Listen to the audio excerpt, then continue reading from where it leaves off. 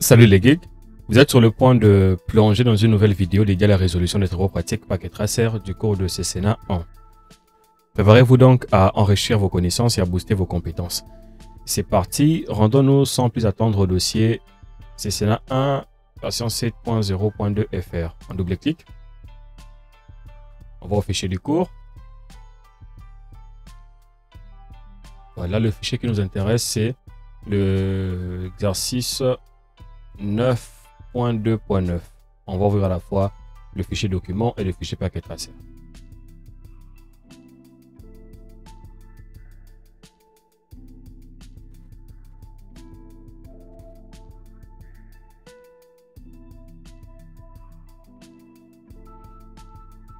Super. Le nom, Good John. Information additionnelle. Je suis très heureux de vous aider.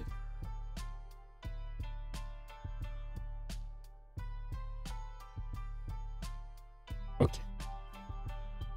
Donc ça, on va juste réduire ça. On va mettre Packet Tracer à droite. Le fichier document à gauche. Packet Tracer, observation de la table ARP. Nous avons ici dans un premier temps notre table d'adressage avec différents périphériques, leur interface, leur adresse MAC, et puis nous avons l'interface ou les interfaces du commutateur. Les routeurs 0 est là, le routeur 1 il est là, le PC 10.10.10.2 est là, 10.10.10.3 est là, 172.16.1.31.2 est là, 172.16.31.3 est là, 172.16.31.4 est là.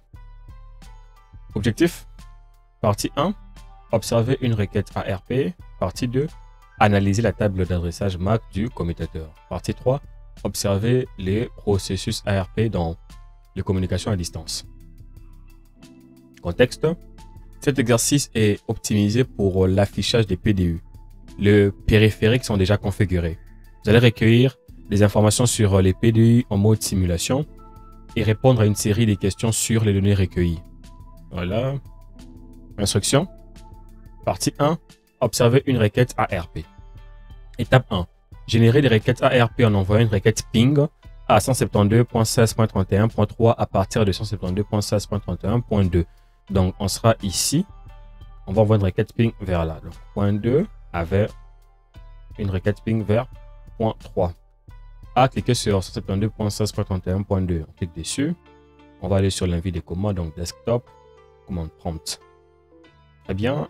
B, exécuter la commande ARP-D pour effacer la table ARP. Donc ARP-D. Parfait. C, passer en mode simulation et exécuter la commande 172.16.31.3. Donc on va venir sur simulation mode. On va exécuter la commande ping 172.16.31.3. Ce qui a été demandé juste là. Alors avant d'exécuter la commande, j'aimerais que vous puissiez bien voir ce qui va se passer sur ce PC. Ok. Quand je fais un petit enter, bingo, nous avons deux paquets qui apparaissent. Alors nous avons là, donc on parle bien évidemment de deux unités de données de protocole PDU qui sont générées. Vous pouvez voir de toute façon de quoi il s'agit. Donc pour ce faire, je vous recommanderais de pousser ça un peu comme ça. Vous pouvez voir le type.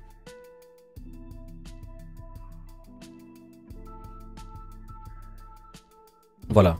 Nous avons pour le premier paquet qui est peu rouge bordeaux. C'est pour le type ICMP, donc le protocole ICMP. Et pour le deuxième paquet, la couleur verte, c'est pour le protocole ARP. Ok. Dans la commande ping ne peut pas traiter le paquet ICMP sans connaître l'adresse MAC de destination.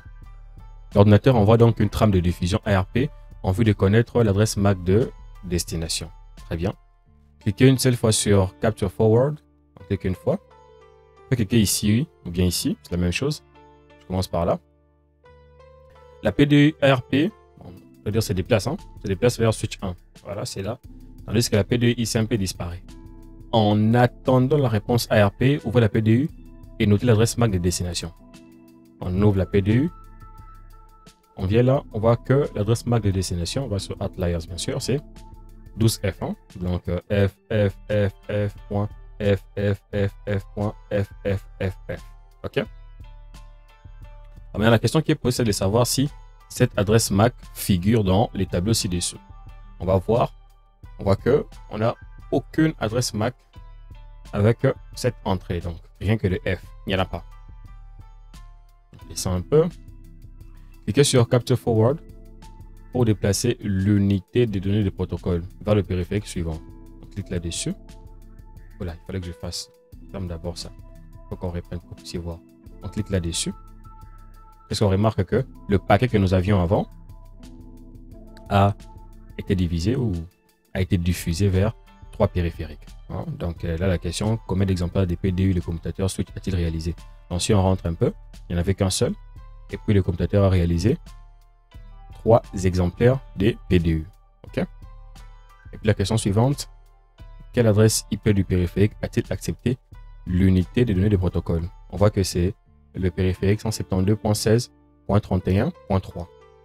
Et maintenant, j'aimerais que vous puissiez être un peu plus concentré parce que je vais en fait vous expliquer ce qui s'est passé. C'est que le périphérique 172.16.31.2 doit envoyer une requête ping à 172.16.31.3.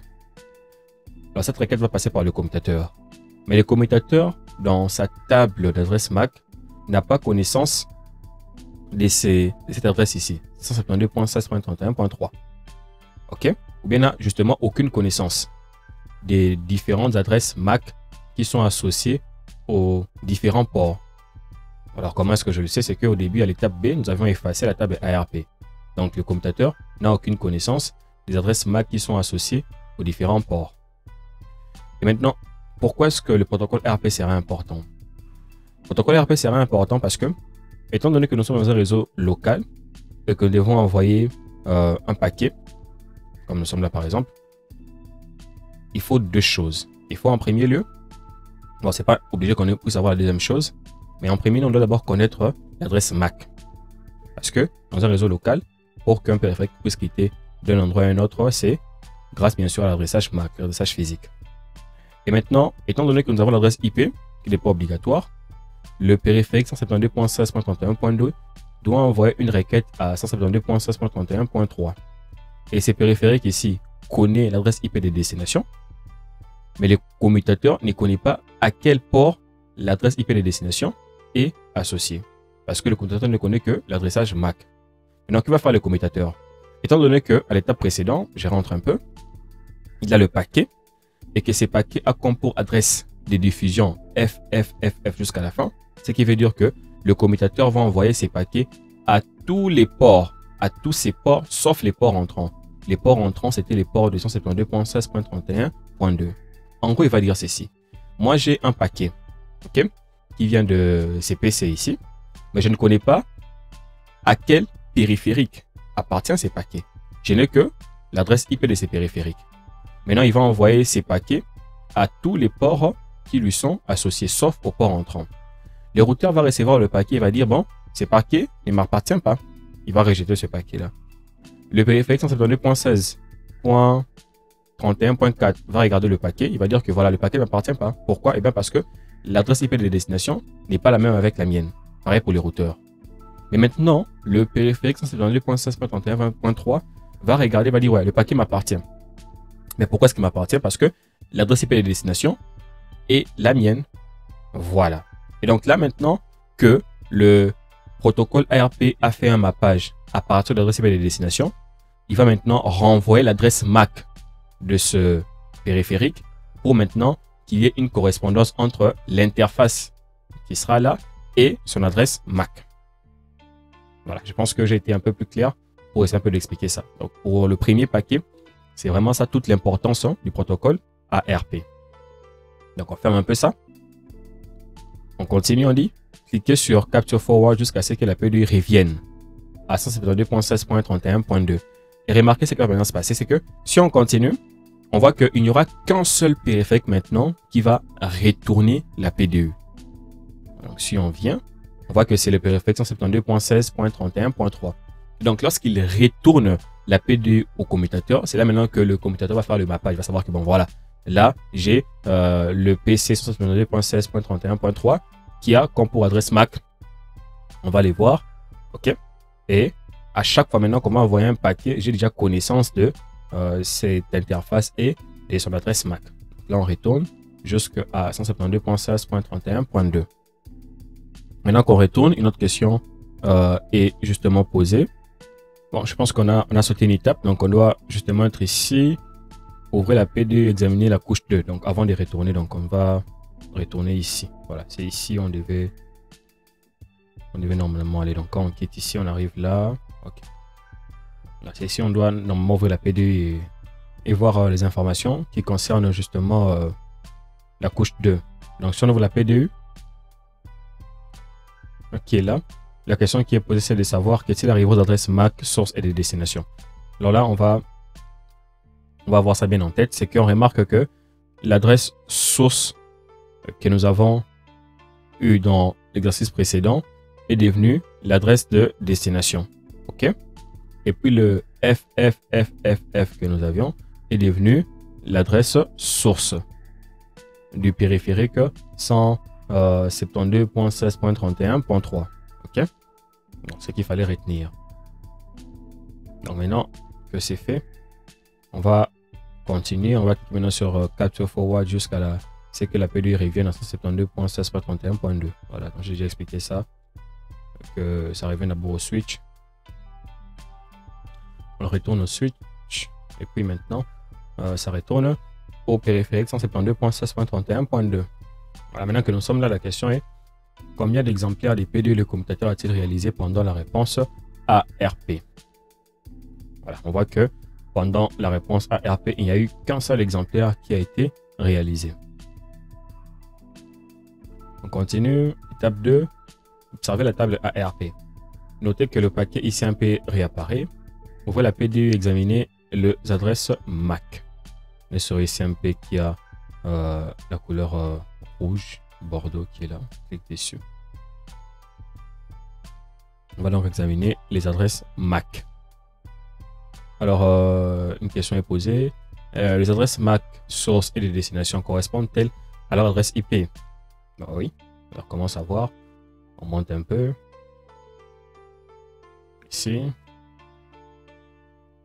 On voit que l'adresse MAC, hein, qu'on cherche pour les 000C85CC1DA7, l'adresse MAC ici correspond au périphérique qui avait initié la requête ping. Donc, l'adresse IP source. On voit que c'est exactement ces périphériques ici, 172.16.31.2 qui est là. OK? Et puis l'adresse MAC de destination, ça correspond à 172.16.31.3. Comment je le sais? Vous n'avez qu'à voir au tableau. 172.16.31.3, c'est ton adresse MAC est là. OK? Et c'est la même chose que celle-ci. Ça va? C'est bon. On descend. Voilà, on est ici. B, passer en mode real time afin que la requête ping se termine. Ferme ça. On vient sur real time ici. C'est bon. Alors, cliquez sur 172.16.31.2 et exécutez la commande ARP-A. On rentre sur point 2. Tape un petit ARP-A. Enter. Voilà. À quelle adresse IP l'entrée d'adresse MAC correspond-elle? Alors, on n'a qu'à retourner sur notre tableau pour voir en fait que l'adresse IP, d'ailleurs c'est même là, ça correspond à 172.16.31.3. OK? C'est bon. D'une manière générale, à quel moment un périphérique final émet-il une requête ARP? En fait, un périphérique final émet une requête ARP lorsqu'il ne connaît pas l'adresse MAC du destinataire ou l'adresse MAC de destination. C'est bon. Partie 3. Analyser la table de l'adresse MAC du commutateur. Étape 1. Générer du trafic supplémentaire afin de remplir la table d'adresse MAC du commutateur. Il n'y a pas de problème. Alors, à partir de 172.16.31.2, exécuter la commande ping 172.16.31.4. Alors, on dit à partir de 172.16.31.2. Nous sommes déjà là. On va faire un petit ping vers 172.16.31.4. Un petit enter. Alors on continue. B, cliquez sur 10.10.10.2 et ouvrez l'invite de commande. On réduit un peu ça. On va sur 10.10.10.2. Clique dessus. On va sur desktop. On va sur command prompt. On fait un petit ping vers 10.10.10.3. Enter. La question c'est combien de réponses ont été envoyées et reçues. On voit que nous avons 4 réponses qui ont été envoyées, donc 5, et puis 4 réponses qui ont été reçues. On ferme un peu ça, on réduit ça plutôt. Étape 2, observez la table des adresses MAC sur le commutateur. Cliquez sur switch 1, puis sur CLI, et exécutez la commande show MAC address table. On va sur switch 1. OK. On fait un petit enter. Alors ici, on va directement taper la commande show MAC address table. Un petit enter. On voit que nous avons 4 interfaces. OK. Alors si vous avez peut-être 3 interfaces simplement ici, 3 ports, ce que vous allez faire, c'est que vous allez essayer un peu de pinguer tous les périphériques qui sont dans ces sous-réseaux ici entre eux. OK. Ça veut dire que vous venez sur par exemple, c'est dans 2.16.31.4, vous effectuez un ping vers .3 ou bien vers .2. OK. Donc, jusqu'à ce que vous allez voir que vous aurez ici 4 ports qui seront affichés. Mais chez moi, c'est déjà bon. Donc, il n'y a pas de problème là-dessus. Ah, c'est au cas où. Alors, maintenant, la question, c'est les entrées correspondent-elles aux adresses figurant dans les tableaux ci-dessus? On va voir. Déjà, il faut dire que oui, d'une part, parce qu'on a 4 ports. C'est logique parce que le commutateur switch 1 a 4 périphériques qui lui sont connectés. OK. Là, on est connecté à chacun des ports. Donc, il y a 4 connexions et ces 4 connexions sont là. Maintenant, on va simplement vérifier si c'est fait dans le bon ordre. On va commencer par l'interface face Ethernet 03. OK. On est justement ici, face Ethernet 03. On va chercher face Ethernet 03. On vient, on cherche. On voit que face Ethernet 03 est là. Donc, l'adresse IP, c'est 172.16.31.4. OK. Et maintenant, est-ce que l'adresse MAC que nous avons ici correspond à celle que nous avons au tableau? Alors, on vient voir. Et qu'est-ce qu'on remarque? On monte un petit peu. On remarque que oui, l'adresse MAC que nous avons pour ces périphériques correspond exactement à cette adresse MAC ici. OK. 0002 1640 8D75. OK. On continue, on cherche l'interface face Ethernet 01. C'est ici, face Ethernet 01 pour le switch. Et puis on a le périphérique 172.16.31.2 qui est là. La question, est-ce que cette adresse MAC ici correspond à celle que nous avons là? Oui, ça correspond. OK, je vais bien le voir. On continue. FA02, donc face Ethernet 02. Est-ce que cette interface auquel le périphérique 172.16.31.3 est connecté correspond justement à ces périphériques? Oui, ce sont les mêmes périphériques. Est-ce que leur adresse MAC également correspond? Oui. On voit que l'adresse MAC qui est ici, c'est la même que celle que nous avons ici. OK. Celle que nous avons ici. Enfin, nous avons l'interface gigabit 01, donc celle qui est ici, connectée au routeur. Gigabit 01, prenez ça parce que c'est pour le commutateur. Alors, est-ce que l'adresse MAC qui est ici, OK, correspond à la connexion qui est entre le commutateur et l'interface du routeur? Donc, on est ici sur du gigabit 01. Voilà, on voit que cette adresse MAC qui est là correspond effectivement à celle qui est ici. OK. Donc là, parfaitement, nous voyons que tout ce que nous avons ici, baisser un petit peu, on voit que les entrées correspondent aux adresses MAC qui figurent justement dans le tableau ci-dessus. Maintenant, on va sur le switch 0, on y va, on va sur CLI et puis on va exécuter la commande show MAC address table. OK. Un petit enter. Là, on peut directement écrire show et puis MAC. On fait un petit tiret avec tabulation, ça complète. Enter. Voilà. Alors on dit les entrées correspondent-elles aux adresses figurant dans les tableaux ci-dessous. Bon, déjà on parle des entrées, mais si on n'a qu'une seule entrée. Donc ce qu'il faut faire, c'est que on va effectuer un ping. OK. On va effectuer un ping pour justement remplir cette table d'adresse MAC. Alors c'est un peu comme ce que j'avais dit pour ici. Donc ce qu'il faut faire, c'est simple, c'est que on vient par exemple à ce périphérique ici, le PC 10.10.10.2, on entre, on fait un ping vers 10.10.10.3. On reprend le ping que nous avons fait précédemment, un petit inter, c'est bon. Maintenant, on veut justement voir s'il y a encore plus d'entrées. Donc, on reprend la commande, show MAC address table, un petit inter, voilà, il y a beaucoup plus d'entrées encore, ça c'est bon. Maintenant, on va réfléchir un peu, tous ensemble. Les entrées correspondent-elles aux adresses figurant dans les tableaux ci-dessus? Oui. Pourquoi j'ai dit oui? Parce qu'il y a déjà 3 entrées. Mais vous allez comprendre pourquoi est-ce que particulièrement ici, c'est un peu bizarre. On a une interface ou un port avec 2 entrées. Déjà, on monte pour voir ce qui se passe avec notre tableau. Alors là, on a pour l'interface gigabit 0.1. On commente un petit peu. Donc, gigabit 0.1, c'est celle qui est connectée au routeur, juste ici. OK. On voit que pour l'interface gigabit 0.1, l'adresse MAC. Donc, on vient sur ces routeurs ici. Donc, sur le suite 0, oui.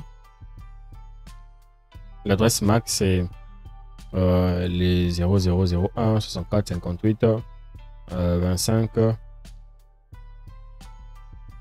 01. OK. Donc, 01 ici, c'est pas à confondre avec ça. C'est 01 ici du commutateur. Ça, c'est bon, ça correspond. Et puis, on vient voir pour l'interface, ça c'est un net 0000. Nous voyons qu'il y a la correspondance pour cette première adresse ici. OK. C'est celle qui est justement ici. Cette deuxième adresse qui est là. Et celle qui est justement là. OK. Alors, logiquement, vous allez vous poser la question, celle de savoir pourquoi est-ce qu'il y a 2 adresses associées à la même interface. OK.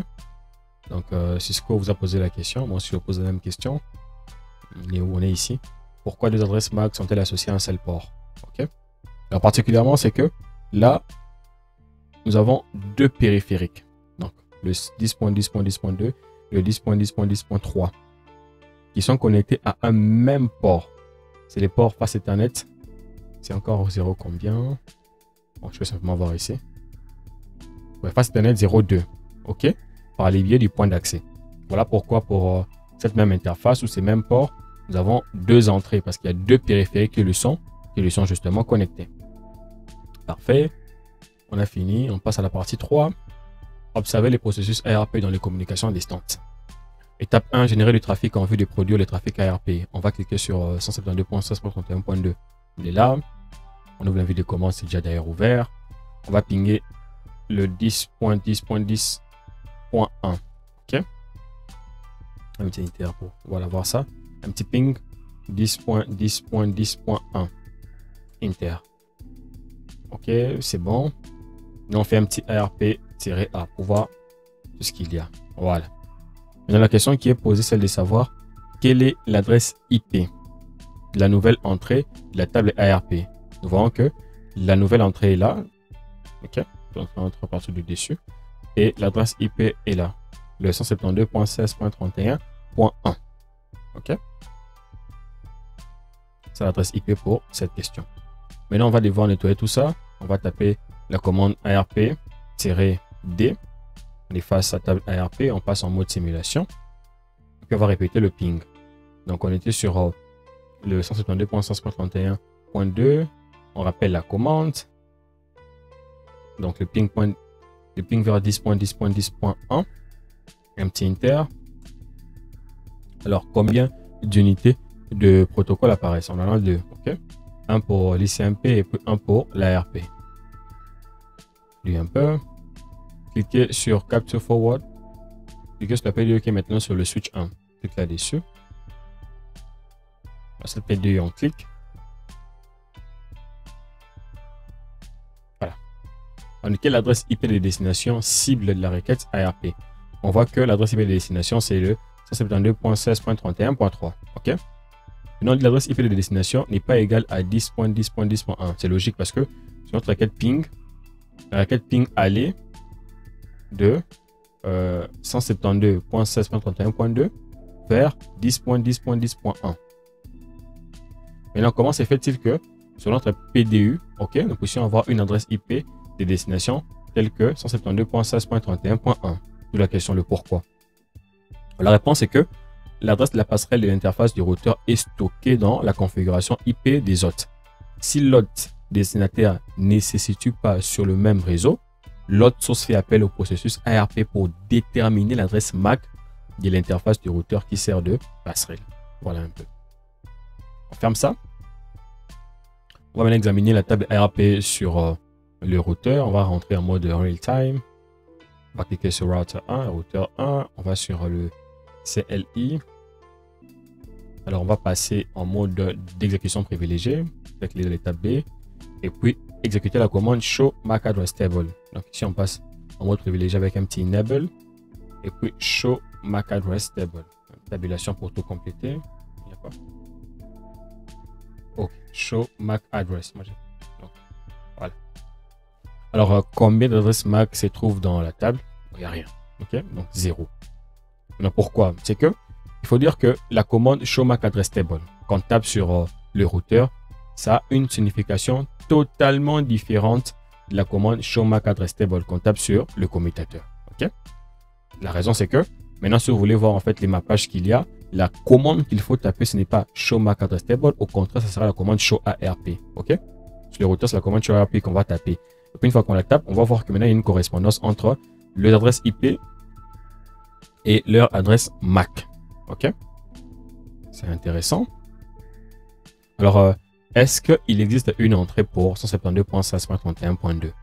Oui, il y a une entrée. Ok, on est là. Il y a une entrée pour cette adresse IP là. Donc, arrive-t-il à la première requête ping si le routeur répond à la requête ARP?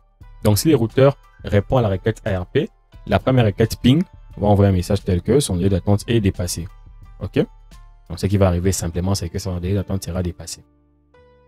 Donc, c'est un peu ça. Donc, on pense qu'on est arrivé à la fin par ici. Alors, j'aimerais vous montrer quelque chose de très intéressant. Voilà. Donc, j'ai prévu ça pour la fin. Prenez ça comme pour un bonus. Donc, tous ensemble, on va venir réinitialiser ce qu'il y a ici. Hein. On va faire ça pour tout réinitialiser. Donc, on va remettre tout à 0.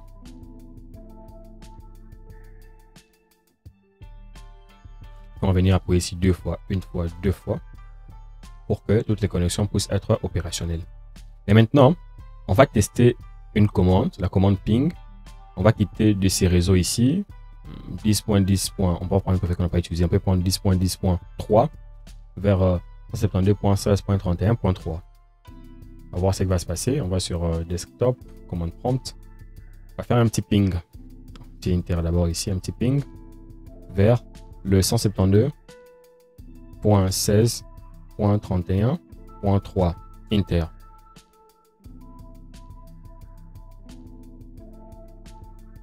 Voilà, donc j'ai voulu vous montrer ceci. Plus d'une fois, quand nous travaillions les exercices précédents, je vous disais que le premier paquet souvent qui est perdu, c'est un paquet qui est perdu à cause de la résolution de l'adresse ou à cause du protocole ARP. En fait, ça voulait dire quoi? Ça voulait dire que pour ces premiers paquets, lorsqu'on dira que son délai d'attente est dépassé, donc time request time out plutôt, donc c'est qu'on disait que son délai d'attente est dépassé, c'est le message qui est envoyé. C'est lorsque le routeur répond à la requête ARP. Ok, donc on va travailler calmement sur notre réseau, mais lorsque on va envoyer une requête ping et qu'il va passer à travers le routeur, comme ça sera la première requête qui sera envoyée et que le protocole ARP doit faire la résolution de l'adresse, c'est-à-dire qu'à partir de l'adresse IP avoir l'adresse MAC, cela va maintenant envoyer ces messages des request timed out. Donc, délai d'attente dépassé. Et donc, pour le prochain travaux pratiques, même pour vous-même, lorsque vous allez commencer à travailler et que vous voyez ces messages, vous allez tellement comprendre qu'il y a eu résolution de l'adresse qui a été effectuée. Donc, ce n'est qu'un seul paquet qui sera perdu. La preuve maintenant que la résolution d'adresse a été effectuée, si nous reprenons la même commande, un ping.172.16.31.3 et que nous faisons un petit inter, nous voyons que nous n'avons plus ces messages-là. Pourquoi? Eh bien, parce que le routeur a déjà résolu ces problèmes. Il y a déjà eu un mappage entre l'adresse IP de destination et l'adresse MAC de destination. Et voilà, c'est ici que prend fin la résolution de ces travaux pratiques. J'espère que vous avez trouvé cette vidéo instructive et enrichissante. Si vous avez des questions, n'hésitez pas à les poser dans les commentaires. Sinon, un simple D-Corp Academy dans les commentaires serait grandement apprécié et contribuerait à améliorer notre visibilité. Avant de partir, N'oubliez pas d'exprimer votre soutien en laissant un énorme pouce bleu, en vous abonnant à la chaîne pour ne manquer aucune de nos futures vidéos, en activant la cloche de notification pour être automatiquement informé lorsqu'une nouvelle vidéo sera publiée et bien sûr en partageant la vidéo. Merci infiniment d'avoir suivi la vidéo jusqu'à la fin. Je vous dis merci et à très bientôt pour une nouvelle vidéo. Merci.